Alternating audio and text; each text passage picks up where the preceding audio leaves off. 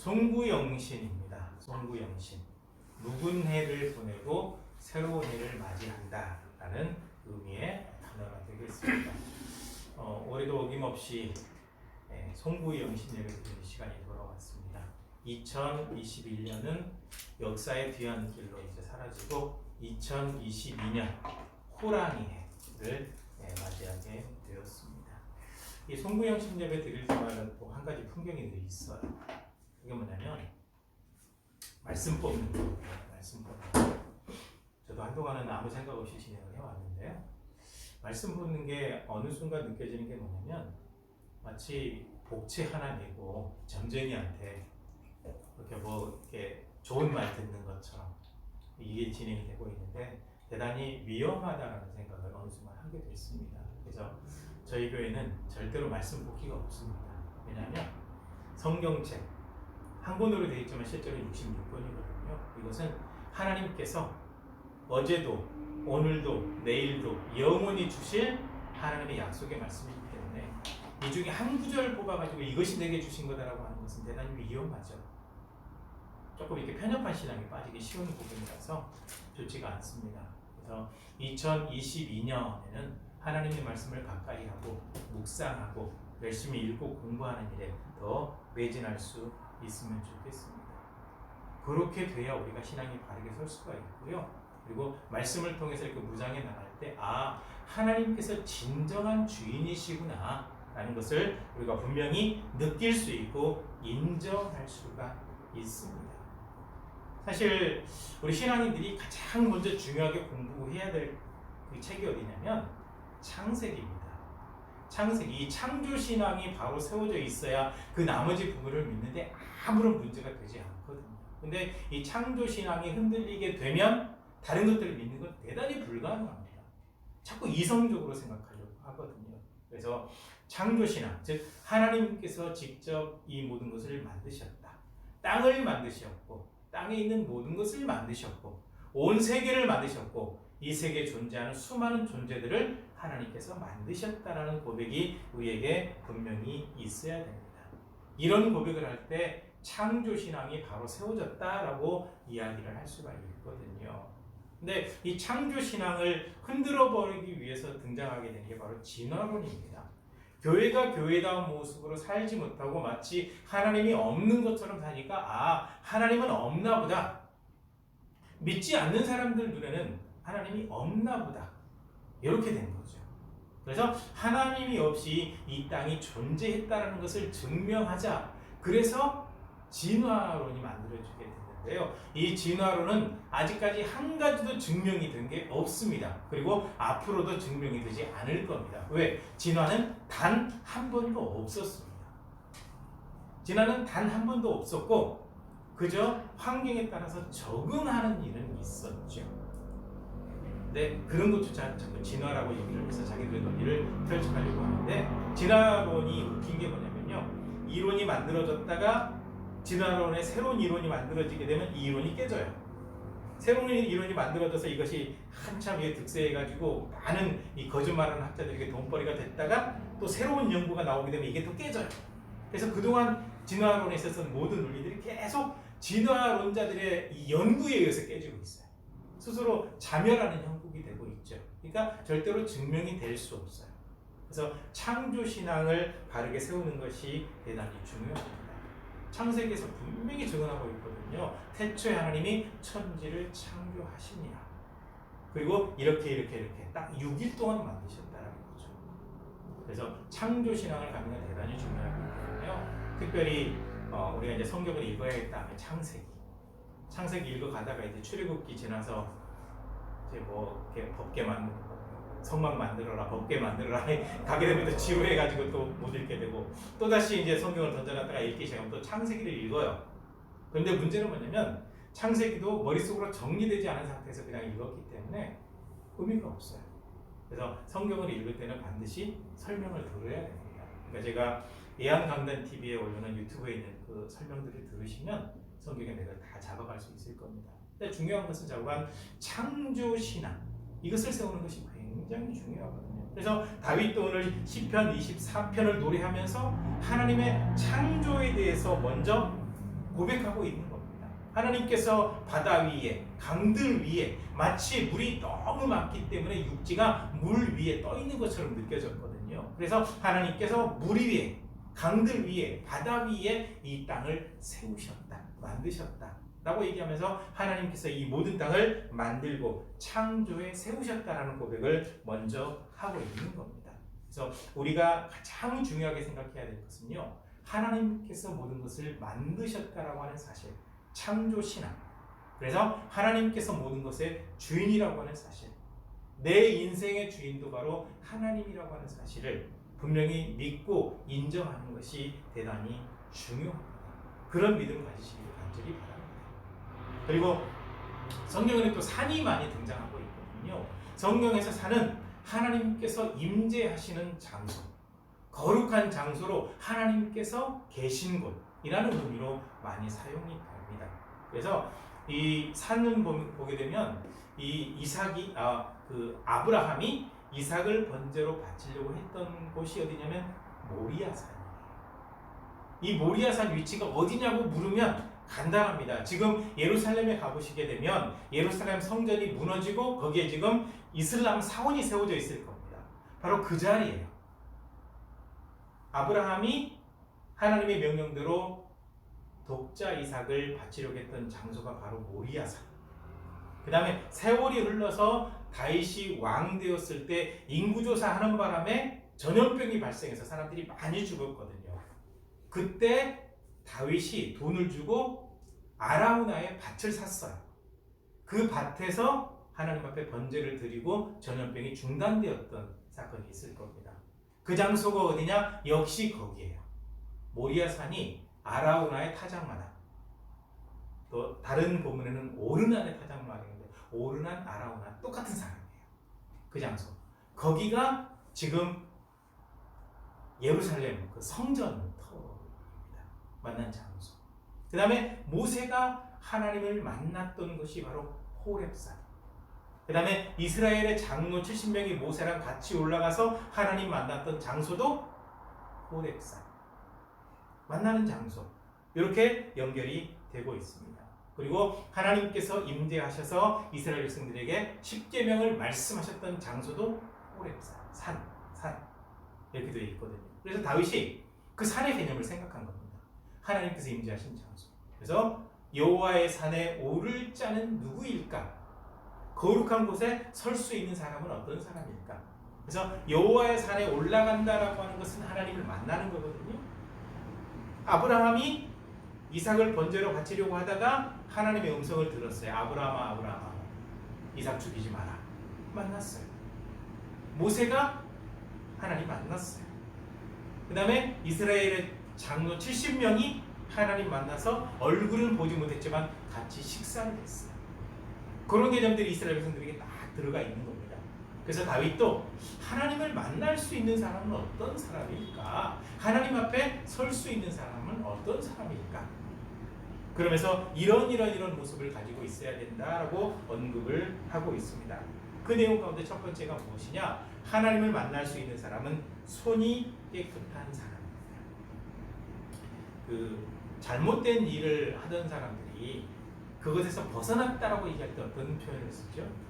나 손 씻었다. 그리고 예수님 십자가에 못 박는 사형 선고를 내린 본디오 빌라도가 이스라엘 백성 예수님을 십자가에 못 박으러 했던 그 유대 사람들 앞에서 나에게 잘못이 없다라고 얘기할 때 손을 씻었어요.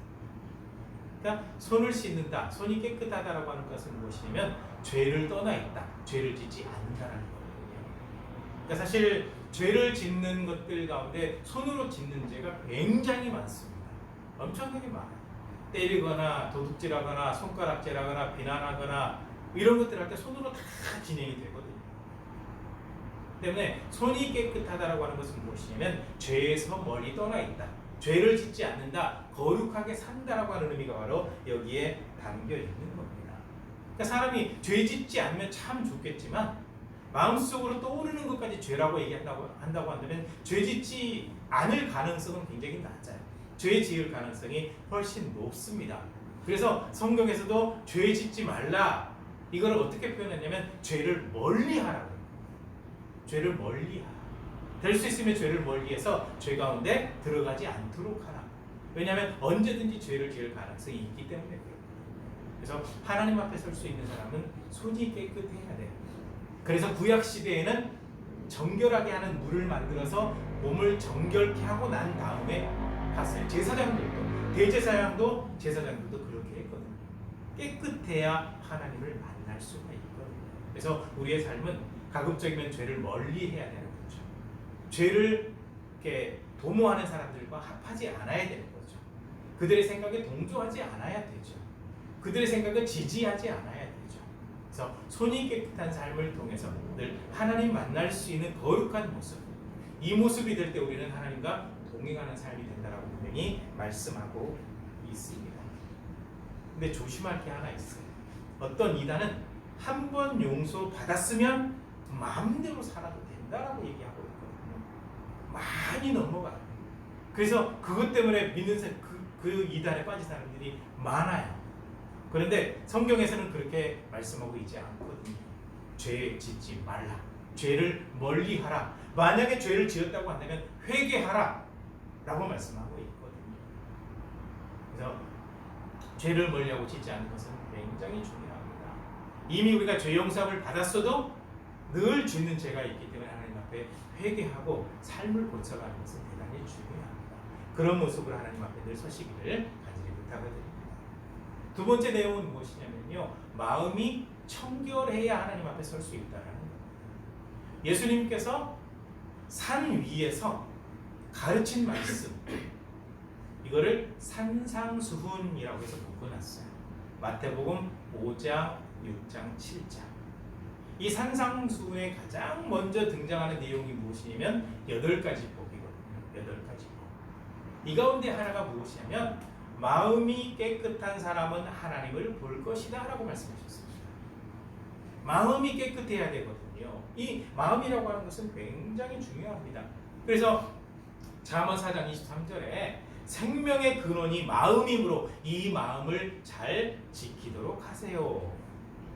이렇게 하나님께서 말씀하고 있거든요. 마음을 지키는 것은 굉장히 중요합니다. 왜냐하면 이 마음이라고 하는 것은요, 정신적인 질병의 출발점입니다. 마음속으로 부정적인 생각을 한다든지 아주 나쁜 쪽으로 극단적인 생각을 한다든지 또 수많은 어떤 계획을 세운다든지 걱정 근심에 빠진다든지 이렇게 하게 되면 병리적이 돼요.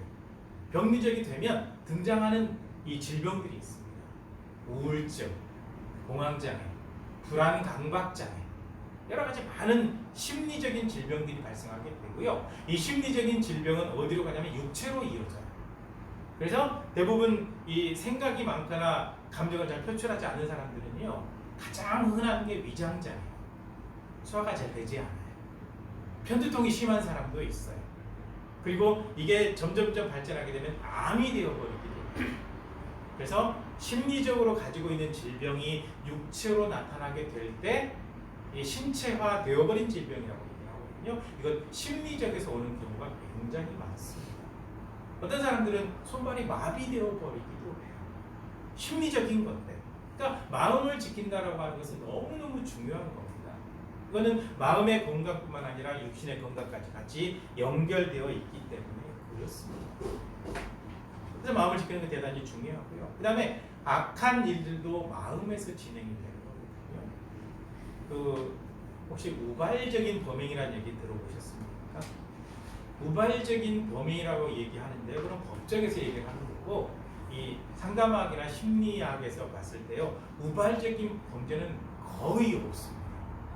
적어도 한두 번이라도 마음속으로 생각하고 이제 생각해서 마음속으로 진행하는 것을 보통 시뮬레이션이라고 얘기하거든요.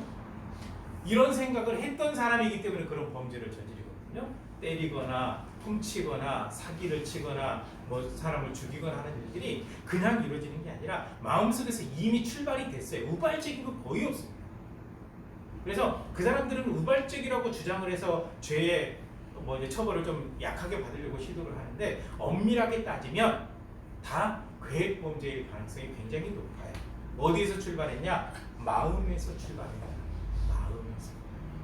그다음에 사람이 변화되는 것도 있잖아요. 변화되는 것도 하루아침에 행동이 딱 바뀌는 거 이거 불가능합니다. 생각이 바뀌고 마음이 바뀌어야 행동으로 이어질 수가 있는 거거든요. 그러니까 마음이 깨끗하고 정결함 가운데 있다. 긍정적인 사고 가운데 있다. 믿음의 생각 가운데 있다. 믿음의 사고 가운데 있다라고 하는 것은 굉장히 중요합니다. 바로 하나님과 연결되어서 생각하는 부분도 있고 건강하게 내 마음을 만드는 부분도 있고 그 다음에 악한 일까지 전개되지 않도록 사전에 예방할 수 있는 부분까지 같이 포함이 되어 있기 때문에 그렇습니다. 왜 하나님께서 마음이 청결한 사람은 하나님을 볼 수 있다고 얘기했습니까?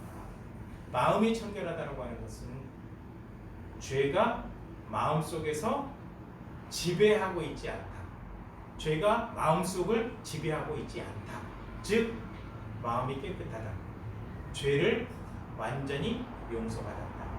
그러니까 죄가 없는 사람만 하나님 앞에 설 수 있는 거거든요. 그러니까 마음이 깨끗한 사람이 하나님을 볼 수가 있는 거예요. 그런 모습이 되라고 분명히 얘기하고 있거든요. 그러니까 우리 성도님들은 마음을 잘 지키시면 돼요. 악한 생각, 어리석은 생각, 걱정, 근심, 그 다음에 다른 사람을 향한 악한 어떤 그런 마음들 이런 게 하나도 유익하지 않아요. 그래서 하나님께서 근본적으로 이렇게 말씀하셨잖아요. 만약에 너를 괴롭히는 원수가 있냐, 너 원수 갚지 마라. 왜냐하면 원수 갚으려고 하면 분노하는 마음이 생겨야죠. 악한 계획을 세워야죠. 실행해야죠. 완전히 망가져요. 그래서 야야야 됐다. 내가 할 테니까 억울한 게 있고 그러면 내가 이미 알고 있지만 나한테 얘기해. 기도해. 내가 다 원수는 갚겠다. 이렇게 하나님께서 말씀하신 거예요. 왜요? 우리 정신과 마음의 건강을 위해서 하나님의 은혜 가운데 살아갈 수 있는 그런 삶이 되도록 하기 위해서 이렇게 말씀하신 거예요. 그래서 마음을 잘 관리하는 성도님 되시기를 간절히 부탁을 드립니다. 그 다음에 하나님 앞에 설 수 있는 사람은 어떤 사람이냐? 마음이 딴 데가 있지 않아요. 마음이 딴 데가 있다라고 하는 것은 마음을 쏟는다는 거예요. 그 잘 아시겠지만요. 재채기는 감추기 어려워요. 그죠? 재채기를 감추기 어렵듯이 사랑에 빠진 사람들도 감추기 어려워요. 근데 참 신기한 게 뭐냐면요. 사랑에 빠진 사람들은 자기 둘만 은밀하게 하고 있어서 다른 사람들은 아무도 모른다고 하는데 다른 사람들이 다 알고 있는 사실을 자기들만 몰라요. 숨길 수가 없는 거거든요. 왜냐하면 마음이 빠져 있으면 보이거든요. 그게 예, 마음의 중심이 거기에 가 있으니까. 그래서 마음을 뺏겨버린 거죠. 예, 그래서 이성에게 마음을 뺏겼다. 사랑에 빠진 거예요. 돈에게 마음을 뺏겼다. 돈과 사랑에 빠진 거예요. 명예의 마음을 뺏겼다. 명예의 마음을 빼앗겨버린 거죠. 무언가에 마음이 완전히 뺏겼어요. 그러니까 무언가에 마음을 쏟는다 이렇게 표현할 수 있는데 헛된 곳에, 허탄한 곳에, 유익하지 않은 것에 마음을 쏟는 어리석음을 행하지 않는 것이 굉장히 중요하다라고 말씀을 하고 있는 겁니다. 그러니까 궁극적으로 말씀드리면 이거죠. 하나님 중심의 신앙이 돼야 되는데 하나님 중심의 신앙이 아니라 교회 안에 있긴 있는데 하나님 믿는다고 얘기를 하는데 복 받는 데 관심이 있어요. 성공하는 데 관심이 있어요. 좋은 학교나 좋은 회사에 취직하는 데 관심이 있어요. 명예에 관심이 있어요. 하나님 도와주세요. 기도는 하는데 목적은 그쪽에 가 있어요. 바로 이것을 허탄한 데 마음을 두었다라고 표현한 거예요. 결국은 자기의 성공과 자기의 유익을 위해서 하나님을 이용하는 꼴밖에 되지 않거든요. 그렇게 되는 것이 마음을 딴 데에 두었다. 허탄한 곳에, 헛된 곳에 정신을 쏟고 있다라고 이렇게 표현을 하는 거예요. 바로 그런 것이 되지 않고 하나님 중심이 되어야 한다는 거예요. 진짜 하나님 중심. 그래서 하나님 중심의 신앙을 가진 사람은 어떤 사람이냐? 하나님을 경외할 줄 아는 사람. 하나님을 두려워할 줄 아는 사람이라는 겁니다. 아마 이 얘기 기억나실까 잘 모르겠는데요. 어느 도서관에서 실험을 했습니다. 어떤 실험을 했냐면 이제 가설을 했죠.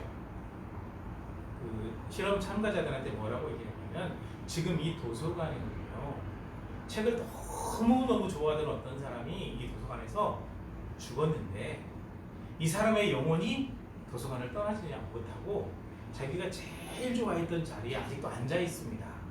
그래서 그 자리를 가르쳐 줬어요. 그리고 난 다음에 그 자리 앞에서 뭔가 수행하도록 했거든요.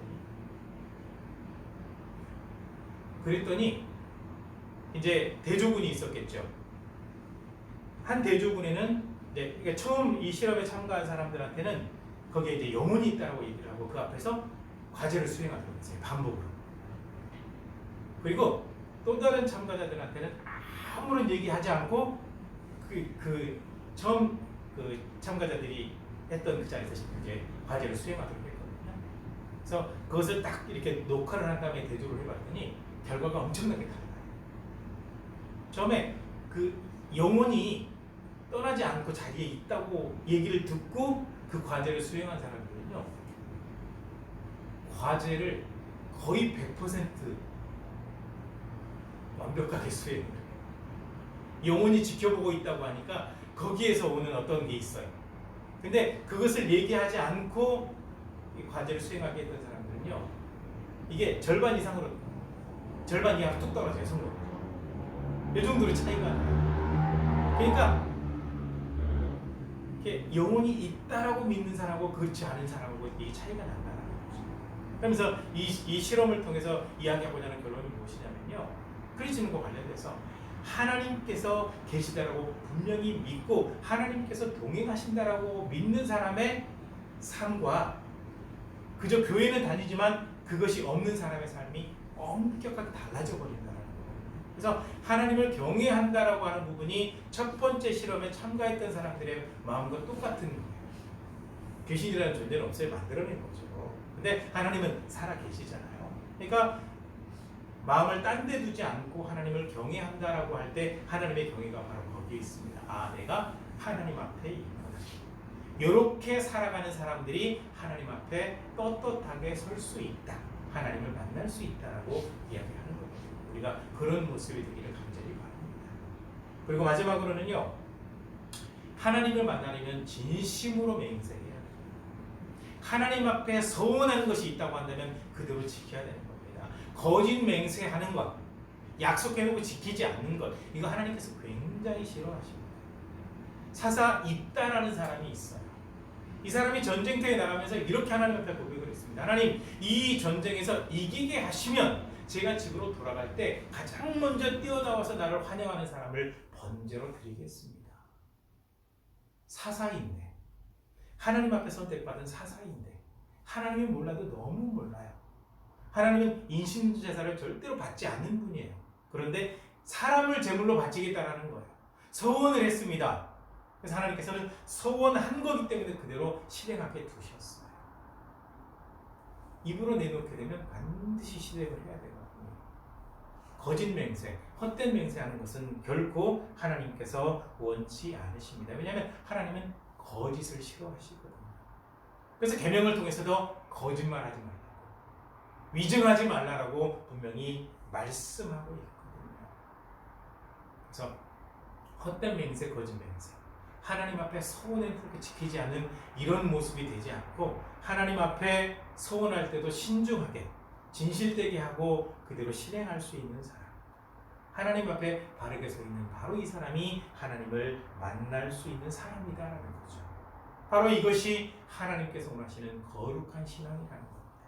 그런데 하나님께서 왜 이 말씀을 다윗의 입을 통해서 하셨을까요? 괴롭히려고요?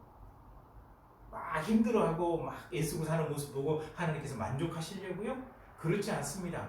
그 해답이 바로 뒤에 있습니다. 첫째는요, 하나님께서 복 주시려고요. 복 주시려고.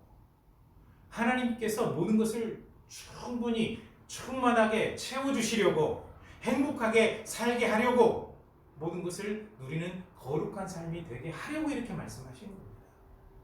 이 레위기, 신명기 한번 잘 읽어보십시오. 하나님께서 이렇게 말씀하고 있거든요. 내가 너희에게 말한 대로 반드시 지켜라. 이 명령 따라라. 나를 떠나지 마라. 그렇게 하는 것이 너희가 생명을 얻고 이 땅에서 잘 살고 복받는 비결이다 라는 거죠. 생명을 얻는다는 것은 영생을 얻는 거와 연관이 되겠죠? 바로 그렇습니다. 그러니까 하나님께서는요, 막 이 하나님 믿는 사람들이 다른 그 우상들을 섬기는 것처럼 막 이렇게 몸에 피를 흘리고 뭐 이렇게 자기 인생 바치고 인생 망가뜨리고 이렇게 사는 걸 원치 않으시는 거예요. 하나님께서 원하시는 것은 하나님의 백성들이 행복하게 즐겁게 복받아 누리는 걸 원하시는 거예요. 그래서 이렇게 말씀하시는 겁니다. 하나님께서 계속 복 주시려고 복을 주고 싶은데 건수가 있어야죠. 하나님 앞에 바르게 서 있는 사람, 하나님의 마음에 합한 사람, 그렇게 되라고 이렇게 말씀하시는 거고요. 그 다음에 두 번째로는 의롭다라고 인정하시려고, 하나님께서 너는 더 이상 죄인이 아니야, 멸망받을 죄인, 지옥불에 던져질 죄인이 아니야, 너는 내 자녀야 라는 것을 분명하게 인정받게 하여 그렇게 진행하시는 겁니다. 그래서 우리가 하나님의 말씀을 통해서 우리가 분명히 기억해야 됩니다. 하나님께서는 요구하시는 것들이 있어요. 신앙인다운 삶, 거룩한 삶, 정결한 삶. 왜? 복 받으라고. 하늘의 복, 땅의 복. 그 다음에 더 이상 죄인이 아니라 너는 의로운 나의 자녀다 라고 인정받으라고 이렇게 말씀하시는 겁니다. 2021년 참 열심히 살아오셨습니다. 최선을 다해서 살아오셨어요. 그 모습을 하나님께서 분명히 기쁘게 받으실 줄 믿습니다. 그리고 2021년을 보내고 2022년을 맞이하면서 이 귀한 말씀을 다시 한번 새겼으면 좋겠습니다. 거룩한 신앙이 되라. 나는 너희에게 복을 주고 싶다. 나는 너를 의로운 내 자녀로 영원히 인정하고 싶다. 이게 하나님의 마음이거든요. 그래서 하나님 앞에 거룩한 신앙의 모습으로 하나님 앞에 인정받는 그런 모습, 계속해서 이 모습으로 살아서 하나님의 영광을 드러내는 뿐만 아니라 놀라운 하나님의 은혜와 사랑을 누리는 거룩한 삶이 되시기를 주님의 이름으로 간절히 부탁을 드립니다. 기도하시겠습니다.